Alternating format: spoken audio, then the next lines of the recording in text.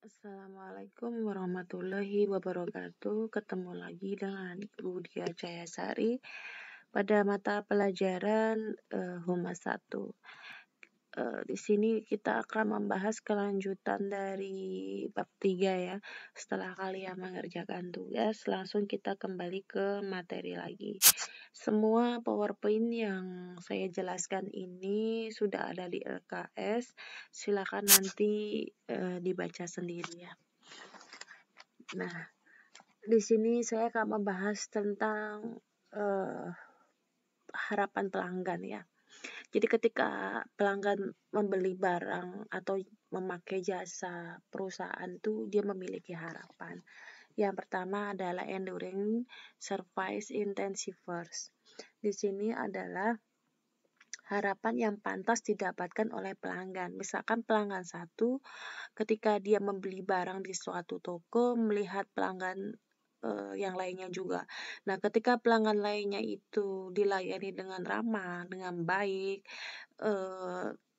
oleh penjual, pelanggan satu ini juga kepingin atau ingin dilayani dengan baik juga seperti pelanggan-pelanggan lainnya. Jadi perlakuannya sama.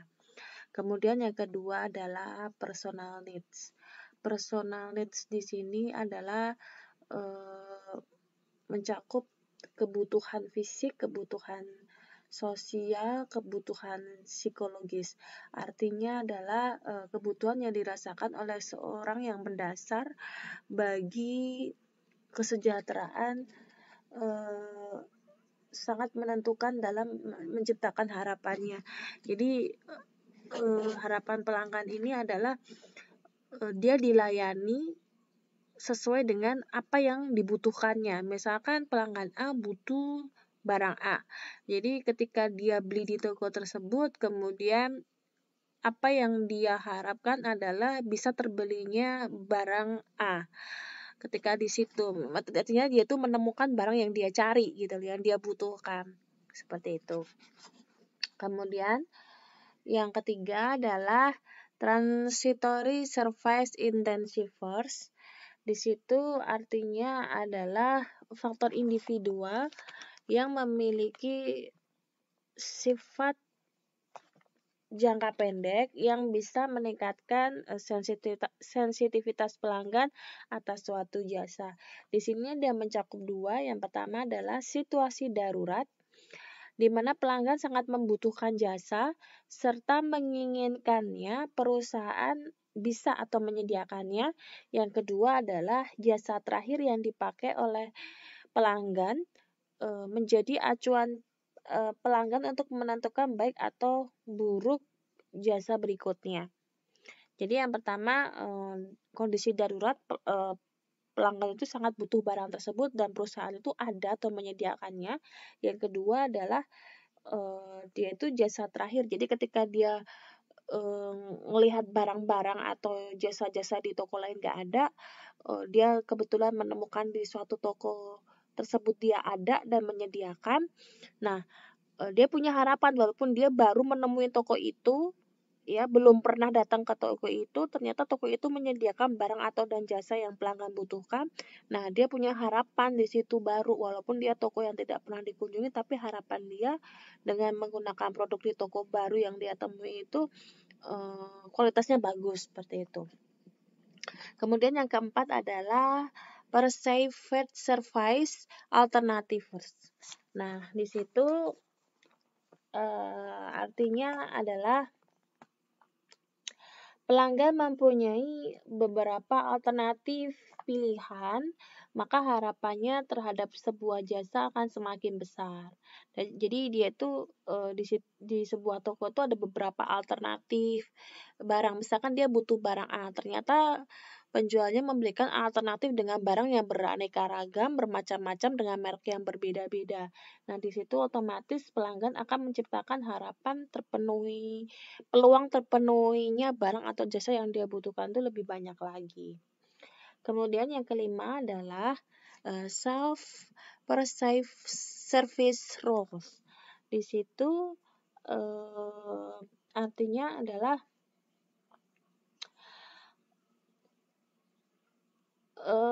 partisipasi pelanggan mengenai derajat atau tingkat keterlibatannya dalam mempengaruhi jasa yang diterimanya. Jadi di situ tuh peran pelanggan itu banyak atau tidaknya di situ ditentukan oleh pelanggan itu sendiri dalam memilih barang. Kemudian berikutnya adalah situational factor. Situational factor di sini adalah segala kemungkinan yang dapat mempengaruhi kinerja jasa yang berada di luar kendali penyedia jasa itu sendiri. Kemudian selanjutnya nomor 7 adalah explicit service promise. Di situ artinya adalah pernyataan secara personal ataupun non personal oleh perusahaan mengenai jasanya kepada pelanggan. Artinya pernyataan tersebut ini biasanya berupa perjanjian iklan ataupun komunikasi dengan karyawan perusahaan tersebut. Jadi kayak ada janji misalkan ngasih garansi atau waranti gitu. Nah, kemudian yang H atau yang ke-8 adalah implicit service promise. Di sini artinya adalah menyangkut petunjuk berhubungan dengan jasa yang memberikan kesimpulan bagi pelanggan mengenai jasa yang akan diberikan yang seharusnya. Ya. Jadi di sini lebih kepada spesifikasi atau fitur dari jasa yang ditawarkan oleh penjual ya kepada pelanggan. Kemudian yang nomor 9 adalah word of mouth. Di sini adalah pernyataan baik secara personal maupun non personal yang disampaikan oleh orang lain selain perusahaan kepada pelanggan. Word mouth ini biasanya cepat diterima oleh pelanggan karena penyampaiannya ini merupakan saran atau istilahnya saran itu penilaian yang dapat dipercaya. Kemudian selanjutnya adalah post experience. Post experience di sini adalah menyangkut hal-hal yang sudah dipelajari atau diketahui oleh pelanggan dari yang pernah diterimanya di masa lalu. Jadi dia sudah pernah pakai produk di toko A. Jadi dia mau membeli lagi karena dia pengalaman dia memakai produk di toko A itu pasti awet atau bagus seperti itu. Nah, selanjutnya kita langsung ke pembahasan pelayanan prima. Apa sih pelayanan prima itu? Pelayanan prima adalah pelayanan sebaik mungkin yang ditawarkan kepada pelanggan sehingga pelanggan itu merasa puas atau kebutuhannya terpenuhi ya. Tujuannya apa pelayanan prima? Yang pertama adalah memberikan pelayanan yang berkualitas. Yang kedua adalah membantu pelanggan mengambil keputusan. Yang ketiga adalah menumbuhkan rasa percaya kepada pelanggan atas jasa atau barang yang ditawarkan penjual. Yang keempat adalah menumbuhkan kepercayaan dan kepuasan pelanggan. Selanjutnya adalah menekan suara aduan pelanggan. Jadi di sini kalau misalkan pelanggan itu udah puas terhadap pelayanan toko atau pelayanan di suatu perusahaan jasa, otomatis aduan atau komplain itu tidak ada karena pelanggan itu sudah merasa puas. Yang berikutnya adalah pelanggan merasa diperhatikan dan diperlakukan baik. Jadi di sini istilahnya adalah pelanggan itu adalah raja ya. Jadi semua kebutuhan atau keinginannya atau yang ingin dia tahu itu harus benar-benar dijelaskan atau ditransparansikan. Kemudian yang ketujuh adalah menumbuhkan dan mempertahankan loyalitas atas barang atau jasa yang dijual. Jadi dengan adanya pelayanan prima, kemudian pelanggan merasa puas ya atas penggunaan barang atau jasa akan menumbuhkan loyalitas percaya bahwa barang yang diproduksi toko tersebut itu benar-benar kualitasnya nomor 1 atau baik. Kemudian selanjutnya fungsi dari pelayanan prima. Yang pertama adalah melayani pelanggan dengan baik dan terciptanya rasa puas.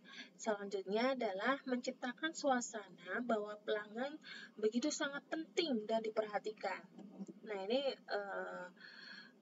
biasanya kalau kita ke toko mencari toko baju misalkan, kita mau nyari baju yang misalkan modelnya misalkan modelnya yang kekinian, misalkan gitu. Kalian ngomong, "Mbak, ada nggak, Mbak, baju yang bla bla bla bla seperti ini, seperti ini?" Ada yang tipe ke pelayan toko itu ramah, "Oh, apakah seperti ini, Bu, Pak?" Misalkan seperti itu. Nah, dia ada umpan balik. Jadi kita merasa diperhatikan. Tapi ada lagi pelayan toko yang kita manggil dia pura-pura nggak dengar juga ada. Pura-pura dia sibuk ngelayanin orang lain, terus misalkan di situ ada pelayan toko satu, pembelinya banyak, misalkan ada pembeli dia baru apa namanya ya, baru fokus melayani satu pembeli, terus kita sebagai pembeli lain nanya atau istilahnya apa ya, istilahnya memanggil di sela-sela dia baru nerangin ke pembeli lain. Nah, seperti itu. Terus dia nggak nyautin. Nah, seperti itu kan salah satunya itu bukan pelayanan prima ya. Walaupun dia melayani pelanggan lain, dia tetap harus ramah dengan pelanggan lain juga. Karena pelanggan mau nggak mau adalah raja. Dia harus diperhatikan. Kemudian fungsinya adalah memperluas pangsa pasar. Kemudian loyalitas akan terbentuk sendirinya setelah pelanggan puas. Iya, kalau pelanggan merasa puas, lama-kelamaan dia akan ngomong mulut ke mulut. Dia akan cerita, itu adalah komunikasi yang efektif. Itu lo beli di toko A, oh kualitasnya bagus, mahal sedikit nggak masalah, yang penting pelayanan puas, seperti itu. Nah, kemudian adalah yang kelima adalah pelanggan adalah mitra bisnis. Jangan lupa pelanggan itu disebut juga mitra bisnis karena dia secara tidak langsung yang memakai produk kita dan dia nantinya yang akan mendatangkan omset ke kita gitu loh. Nah, kemudian memenangkan persaingan pasar dengan pelayanan yang puas, otomatis loyalitas terbentuk, ya mitra bisnis juga terbentuk, kemudian otomatis kalau omsetnya naik, pangsa pasarnya juga akan semakin luas karena kan udah menyebar dari mulut ke mulut, pelanggannya juga akan datang lebih banyak. Dan yang terakhir adalah memberikan keuntungan yang maksimal. Jadi ini ya, kalau di era dulu sebelum tahun 2010 apa namanya, keuntungan itu tidak berdasarkan kepada kepuasan pelanggan, tetapi keuntungan yang maksimal itu berdasarkan atau orientasinya itu harga. Jadi kalau misalkan ada toko A, toko B. Toko A ini dengan barang yang sama ya, kita estimasiin dengan harga yang sama. Misalkan harganya sama. Misalkan ini ada toko, dia memproduksi barang sama. Ya. Ini misalkan dari toko A dan B, ya. Dia memproduksi barang sama. Nah, dia harganya misalkan 20 perak. Di sini harganya 30 perak. Misalkan seperti itu ya. Nah, walaupun kualitas sama, merek sama, tapi di toko A ini pelayanannya buruk. Kalau zaman dulu di era 2010, keuntungan itu berdasarkan harga. Kalau harga murah tuh pasti orang akan nyari. Kalau zaman dulu ya. Oh, beli di toko A aja tuh, harganya murah 20, kalau di toko B mahal 30. Tapi bergesernya era pemikiran terutama zaman milenial ya, dia itu tidak berorientasi pada harga, tapi kepada kepuasan pelanggan. Misalkan kamu beli di toko A dengan barang yang sama, harganya 20 perak, tapi pelayanannya jegadul mulu. Dia itu bersengut mulu gitu loh orangnya. Misalkan ditanya, "Mbak, ada barang ini enggak?" Misalkan merek sabun Lifebuoy. "Mbak, misalkan ada nggak Mbak sabun Lifebuoy?" "Ada, ambil aja di situ sendiri." Misalkan seperti itu, atau dijutekin. Atau misalkan ada pelanggan yang dia nawar, kok di toko sebelah harganya lebih murah, boleh nggak ditawar? Ya udah ke toko sebelah aja mbak. Nah seperti itu adalah pelayanan yang tidak bagus. Nah kemudian di B dia menjual sabun Leboy dengan harga 30 perak. Dia harganya lebih mahal ya, selisihnya 10 perak ya. Tapi dengan 10 perak ini dia memberikan pelayanan yang puas, pelayanannya ramah. Misalkan Mbak ada sabun Leboy nggak? Oh ada Bu, mau butuh berapa? Mau variasi yang apa? Maksudnya varian yang mana ya? Apakah yang warna kuning, merah, orange, hitam, seperti itu. Jadi pelayanannya ramah. Nah, era orde baru ya termasuk ya setelah reformasi itu ya 2000 lebih ya. Tapi kalau 2010 ke bawah itu masih condong ke harga sih. Kalau sekitar sekitar orde baru ya sekitar setelah orde baru itu 2010 ya 2008 kalau nggak salah 2007 2008. Nah, itu dia pemikiran masyarakat itu udah bergeser ya. 2000 pennya ini agak 2008 ya. Nah, itu dia udah bergeser. Yang penting adalah kepuasan pelanggan berapapun kalau pelanggan itu merasa puas dengan pelayanan toko, dia itu mau bayar, mau ngeluarin duitnya seberapapun mahalnya asalkan dia terpuaskan seperti itu. Jenis-jenis layanan prima di situ yang pertama adalah care service.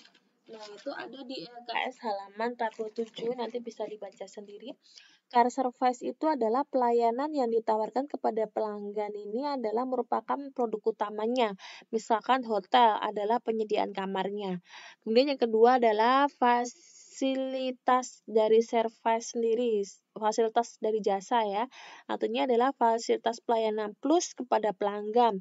Misalkan adalah pelayanan front office pada hotel. Ya, customer service-nya itu. Kemudian yang bawain barangnya, helpernya ke kamar. Kemudian yang ketiga adalah supporting service. Ini adalah jasa support atau jasa dukungan. Merupakan pelayanan tambahan atau pendukung untuk meningkatkan nilai pelayanan atau untuk membedakan dengan pelayanan-pelayanan dari pihak pesaingnya. Contohnya adalah mungkin di bagian restonya pada satu tempat. Kemudian di sini yang dimaksud dengan penyedia pelayanan itu adalah penjual ya, sedangkan penerima pelayanan itu adalah konsumen internal atau eksternal. Bentuk pelayanan prima ada 3, yaitu layanan jasa, penyediaan dan distribusi barang atau layanan barang. Yang ketiga adalah layanan barang dan jasa. Ini sesuai dengan bentuk perusahaannya ya. Selanjutnya adalah konsep dasarnya. Pelayanan prima itu kok dikatakan prima itu apa? Yang pertama adalah attitude. Attitude itu adalah sikapnya. Disebut pelayanan prima itu kok bisa sih? Yang pertama harus attitude-nya harus dijaga, yaitu sikapnya harus ramah, supel, baik gitu ya, humble. Kemudian attention. Attention itu dia memperhatikan. Jadi kalau ada pelanggan yang dia baru bercerita, saya butuh ini mbak A, B, C, D, E, F, G. Nah itu dia tuh benar-benar pelayan toko itu benar-benar memperhatikan apa sih keinginan pelanggan ini gitu loh. Benar-benar diperhatikan kayak orang curhat. Kemudian yang 3 adalah action. Nah, ketika kita sudah berperilaku baik, kemudian kita mendengarkan apa yang diinginkan pelanggan, kemudian kita baru beraksi sebagai pelayan toko atau pedagang atau penyedia jasa atau barang ya. Kita harus beraksi. Apa sih barang yang dibutuhkannya? Oh, kita punya. Nah, kita mengambilkannya itu adalah mengambilkan barang tersebut adalah salah satu bentuk aksinya. Atau misalkan kita berada di perusahaan jasa, dia memberikan misalkan mau pesan tiket pesawat, saya bisanya jam sekian pagi nyampe sana pokoknya sebelum jam 10 Mbak, misalkan seperti itu. Nah, aksinya apa? Kita lihat reservasi tiket di online. Oh Bu, ternyata ada Bu penerbangan yang sebelum jam 10 tetapi hanya ada Garuda. Nah, itu salah satu bentuk aksi. Kemudian adalah karakteristik kualitas. Karakteristik kualitas dari pelayanan Prima sendiri adalah yang pertama adalah penampilan. Penampilannya harus good looking. Jadi jangan salah ya, kalau seseorang ya kalau besok bekerja di depan perusahaan atau di bagian front office, dia itu harus penampilannya good looking, harus bagus, harus cantik, harus ganteng. Walaupun misalkan perempuan itu mukanya standar, tapi dengan adanya make up atau the power of make up dia jadi cantik. Jadi orang yang kerja di depan-depan seperti kayak SPG, kayak front office, customer service, teller, dia harus dipilih yang good looking gitu loh. Kalau orangnya yang biasa-biasa, biasanya dia di belakang layar atau di belakang perusahaan, tapi dia pakainya otak, ya. Kalau orang yang bekerja di depan, nggak perlu pinter, nggak perlu otaknya cemerlang, yang penting dia cantik dan ganteng. Nah, mulai dari sekarang tentukan karakter kalian bagusnya di depan apa di belakang perusahaan besok kalau kerja. Yang kedua adalah kesopanan dan ramah. Jadi ketika dia memberikan pelayanan, dia harus sopan dan ramah. Itu masih berhubungan dengan attitude ya. Nih, masih berhubungan dengan attitude. Kemudian adalah kesediaan melayani. Jadi ketika ada keluhan, ada keinginan pelanggan atau kebutuhan pelanggan, dia harus sigap melayaninya. Kemudian adalah pengetahuan dan keahlian. Dia harus punya ilmu ya di bidang barang atau jasa yang dikuasai. Misalkan Mbak saya butuh A, B, C, D, E. Dia harus tahu barang-barang yang dia jual seperti itu. Kemudian adalah tepat waktu dan janji. Misalkan dia berjanji kepada pelanggan, oh Bu barang itu akan datang kisaran 2 minggu lagi atau seminggu lagi. Nah itu harus benar-benar sudah ada barangnya. Jangan sampai pelanggan datang untuk ambil barang, barangnya belum ada seperti itu. Ini biasanya banyak yang ingkar janji itu seperti perusahaan jasa biasanya itu banyak ingkar janji. Contohnya yang detail sederhananya dia tukang jahit. Biasanya dia molor mulu ngasih janji besok Bu udah jadi, ternyata nggak jadi seperti itu. Bengkel motor juga sama. Kemudian yang keenam adalah kejujuran dan kepercayaan. Dia harus jujur ya. Ini banyak banget yang di sini bermain curang nih, terutama perusahaan-perusahaan jasa, apalagi yang di bidang perbaikan komputer tuh ya atau motor atau bengkel yang pokoknya yang yang berbau teknik-teknik ini tuh sangat riskan nomor 6. Kemudian efisien, kepastian hukum atau jaminan hukum ya. Kemudian contohnya itu ini salah tulis hukum harusnya. Contohnya kalau beli barang elektronik dia benar-benar ada garansi atau warantinya. Kemudian adanya keterbukaan. Kalau dia jual barang cacat ya sebutin cacatnya apa gitu. Jangan sampai kalian jual barang cacat tapi harganya normal seperti itu. Yang 10 adalah adanya biaya biayanya berapa, transparansi. Ini loh modalnya. Kalau misalkan ditawar masih balik modal mah nggak masalah. Ya untung-untung dikit syukur-syukur. Kemudian yang 11 adalah tidak rahasia. Yang ke-12 adalah kesederhanaan. Jadi jangan sampai pelanggan itu dibikin rumit ya. Misalkan seperti ini, kalau kalian nih beli di supermarket nih ya. Beli di supermarket ngambil sendiri.